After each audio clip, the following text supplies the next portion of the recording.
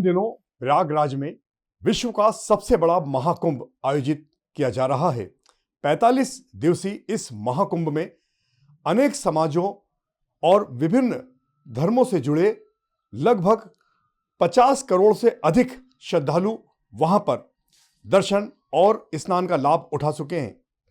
इसी कड़ी में इंदौर शहर में रहने वाले फूलमाली समाज के द्वारा भी यात्राओं का आयोजन किया गया था, जिसमें लगभग 200 से अधिक यात्रियों ने संगम स्नान सहित अन्य तीर्थ स्थलों का लाभ उठाया। जो यात्री वंचित रह गए हैं उनके लिए एक बार फिर यात्रा का आयोजन आगामी दिनों किया जाने वाला है, लेकिन उस यात्रा के बारे में आपको बाद में जानकारी मिलेगी।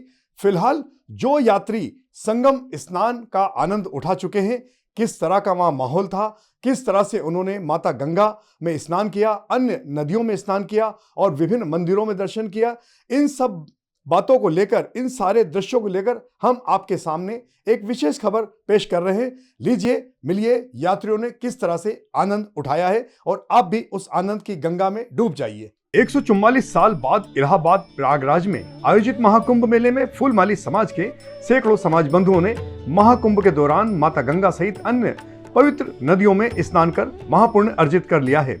इंदौर से अब तक 2 यात्राएं निकाली जा चुकी है। जो लोग वंचित रह गए हैं उनके लिए अब अगले माह मार्च माह के आरंभ में एक और अवसर आ रहा है। इस बात की जानकारी हम आपको जल्द ही देने वाले हैं, लेकिन फिलहाल आप उन यात्राओं को देखिए जो इंदौर से रवाना होकर वापस इंदौर में आ चुकी है। उन तीर्थ यात्रियों का उत्साह, उमंग और खुशियां देखिए, ताकि आपको भी लगे कि एक बार इन पवित्र नदियों में स्नान करना ही चाहिए। हम सबसे पहले आपको बता दें कि इंदौर से तीर्थ यात्रियों का दल सबसे पहले सीहोर जिले में स्थित कुबरेश्वर धाम पहुंचा था, जहां सभी यात्रियों ने बड़े ही उत्साह से दर्शन पूजन के साथ महाप्रसादी का लाभ उठाया।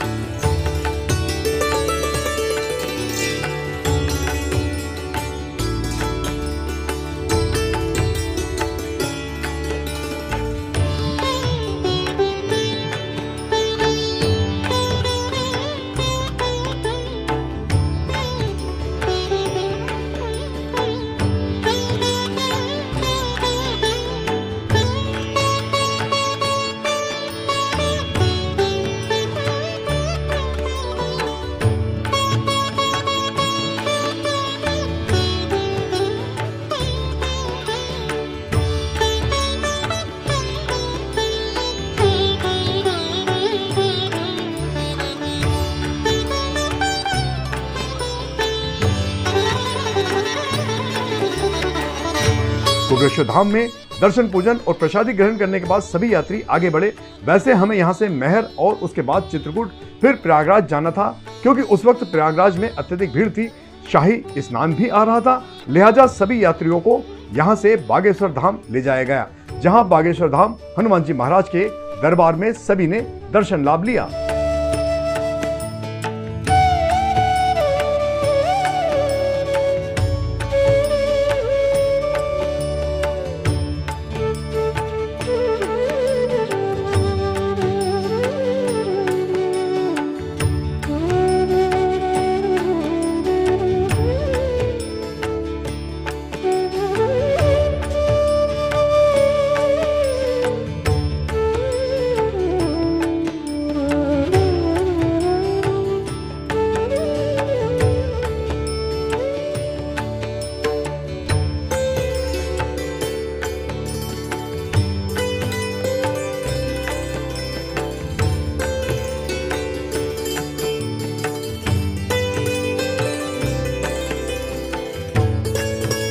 श्री बागेश्वर धाम हनुमान जी महाराज के दर्शन करने के बाद सभी यात्री यहां से चित्रकूट के लिए प्रस्थान कर गए, जहां रात्रि विश्राम के बाद सुबह सभी यात्री सबसे पहले चित्रकूट में प्रवाहित होने वाली पवित्र नदी मां मंदाकिनी के दर्शन करने पहुंचे, जहां मंदाकिनी नदी के तट पर स्थित श्री राम घाट पर सभी लोगों ने स्नान करने के साथ ही बोटिंग का भी आनंद उठाया।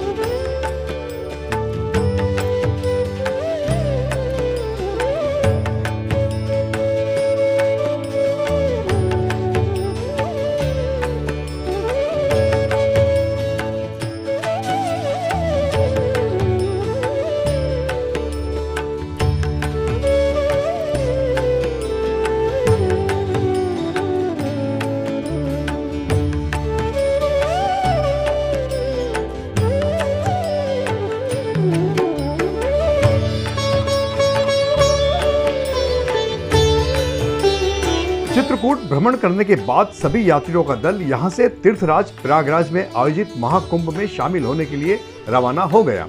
प्रयागराज में सभी लोग रात्रि में ही पहुंच चुके थे।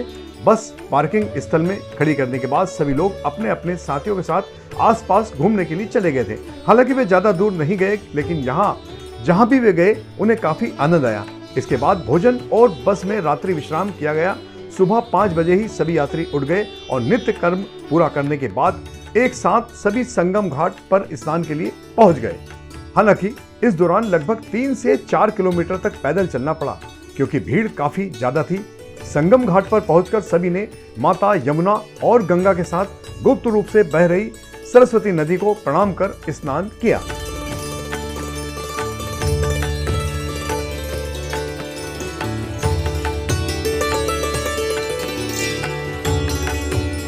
संगम घाट से स्नान करने के बाद सभी ने भोजन प्रसादी ग्रहण की और फिर यहां से सभी लोग वाराणसी यानी कि भगवान शिव की नगरी काशी के लिए प्रस्थान कर गए।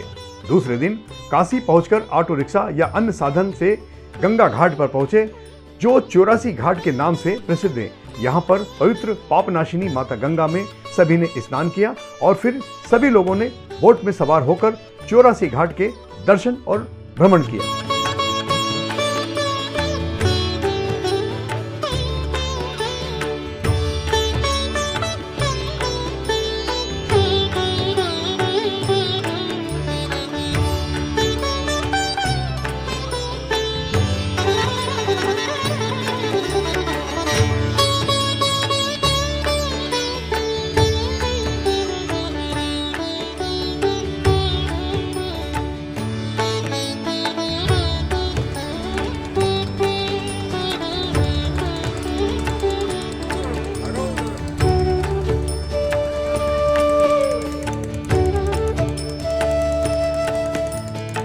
क्योंकि काशी में काफी भीड़ थी, लिहाजा हम लोग मंदिर के अंदर दर्शन करने नहीं जा पाए, लेकिन काशी विश्वनाथ भगवान शिव के मंदिर के शिखर दर्शन और एलईडी के माध्यम से उनके साक्षात दर्शन का लाभ सभी ने उठाया। यहीं पर भोजन प्रसादी भी ग्रहण की और उसके बाद अपने अपने साधनों से जिसे जो साधन मिला वहां बस स्टॉप तक पहुंच गया था।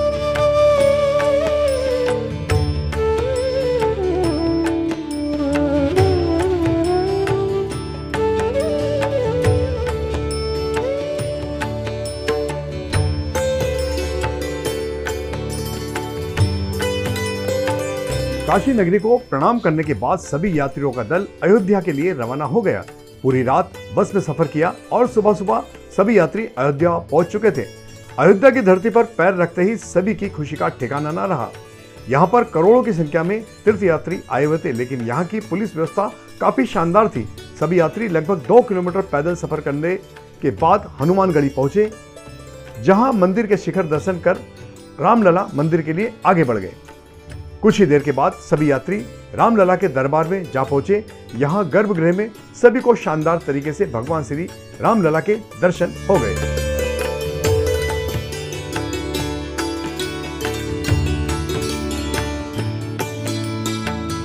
अयोध्या दर्शन करने के बाद सभी यात्री सरयू नदी में स्नान के लिए पहुंचे। यहाँ स्नान करने के बाद कुछ लोगों ने बोट का भी आनंद लिया। सरयू नदी में स्नान के बाद सभी यात्री बस स्टैंड पर पहुंचे, जहां हमारी यात्री बस हमारा इंतजार कर रही थी। यहां बस स्टैंड पर ही भोजन करने के बाद सभी लोग इंदौर के लिए रवाना हो गए और दूसरे दिन सभी सकुशल इंदौर पहुंच चुके थे। इस यात्रा के समापन के ठीक अगले दिन यानी कि 18 फरवरी को दूसरी बस भी इंदौर से रवाना हो चुकी थी, जो कुबेरेश्वर धाम दर्शन करने के बाद सीधे मेहर माता रानी के दरबार में जा पहुंची और यहाँ यात्रियों ने माता रानी के दरबार में दर्शन किया। इसके बाद सभी यात्री चित्रकूट पहुंचे। यहाँ चित्रकूट स्नान और भ्रमण के बाद सभी प्रयागराज पहुंच चुके थे। यहाँ सभी यात्रियों ने संगम घाट पर स्नान किया। स्नान करने के बाद सभी यात्री काशी के लिए रवाना हो चुके थे। समाचार बताए जाने तक सभी यात्री काशी पहुंच चुके थे, जहां उन्होंने गंगा स्नान, काशी विश्वनाथ दर्शन का लाभ उठाया और इसके बाद अगले पड़ाव पर जाने की तैयारी कर चुके थे।